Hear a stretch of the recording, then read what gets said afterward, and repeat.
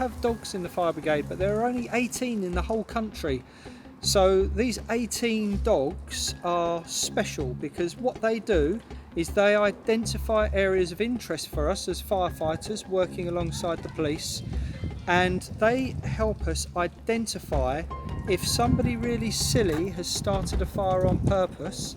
They identify evidence for us that hopefully we can use with the police, and the police will then be able to tell those people off for starting fires on purpose. Because as you know, we shouldn't play with fire, we shouldn't play with matches, we shouldn't start fires on purpose, but some silly people do, and it's those silly people that Sherlock finds.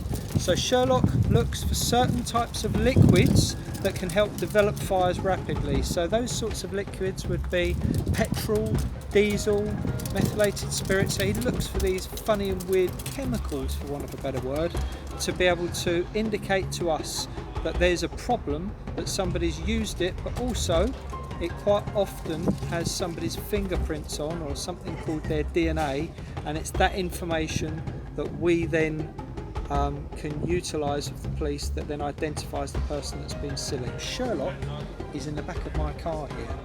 I'm not sure if you'll be able to see him very well. He's very fond of his cuddly toy. Can you see that? He's got his cuddly toy in his mouth. Hello Sherlock, how are we today? Are you good? Just like the firefighters, Sherlock has boots that he wears. So his boots that he wears are there to protect his paws. See, can you see them? They protect his paws against sharp bits of metal, glass, splinters of wood, anything that can cause him harm, because he sometimes has to go into a fire once it's been put out. We're going to hide something here and we're going to see if Sherlock can find it. Now, what shall I use? I have got a tube here and it's got some of his target substance on it. And we'll hide this and see if Sherlock can find it. And then hopefully you can see him indicating. Now when he indicates, what he really wants more than anything is his tennis ball. Now I can smell this. It's a mixed accelerant, so it was things that you might use to clean your paint brushes, so white spirit, things that you might use to make your car go along the road, petrol, or maybe a lawnmower.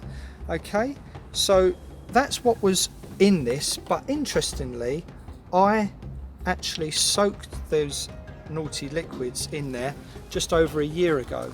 So Sherlock has to find the scent. So what he's looking for, if you can imagine that we had let a firework off that's got lots and lots of smoke that's being given off by it, Sherlock's looking for that smoke. And what he's then going to do is he's going to work to whereabouts it's strongest, and then he should freeze. He should put his nose on to where that is, to within about 10 millimeters. I've got my trusty tennis ball. Now Sherlock will do anything for a tennis ball. So Sherlock, in order to get the tennis ball, has to find what we hid on the back of the command unit. Okay, it sounds really easy, doesn't it? Because if he understood what I was saying, he'd just go straight there, but he won't do that. He needs to go and find that scent, and he's named after a famous detective, Sherlock Holmes.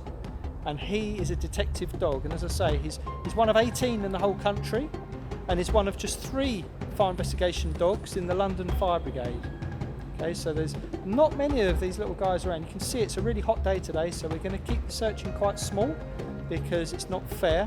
It's a very hot area where we are here as well, so he will get tired really quickly, a little bit like if you were doing PE on your school field or your playground. You get hot really quickly. The same thing happens to Sherlock. Okay, so what we'll do is we'll ask him to search now. Okay, so I'll say, Sherlock, sniffing away. He's working hard. You can see he's using his senses. Now he uses lots of senses when he's searching. He uses his sense of smell, obviously. The dog has 200 million receptors in its nose, as opposed to a human that has 2 million. He also uses his sense of sight because he has to look where he's going. He uses his sense of hearing because he's using those big ears on the side of his head there to listen in to what I'm saying. Here. Oh, you can see he's working it out now. Oh, he's found it. Oh, it's a clever dog. Amazing, huh? So he's knocked it out, he's wheedled it out. So he knows that if he shows me where that is, let's go right in on him. If he shows me where that is, he knows that he's going to get a reward. So if I say, where is it? Are you going to show me? Oh, you clever. There we go. And he is one happy dog. Do one last demonstration. We'll show Sherlock. Where is it? No, where is it? We'll show it wasn't a fluke. He's going to still search because he still thinks that he needs to search the area again because he thinks that we might have hidden something else. Where is it? Oh, show me. And then he's going to get the tennis ball thrown to him. Yay! Good boy. Now that is Sherlock being able to find a small piece of evidence for us in a very large area, and that's the real value of what these dogs do.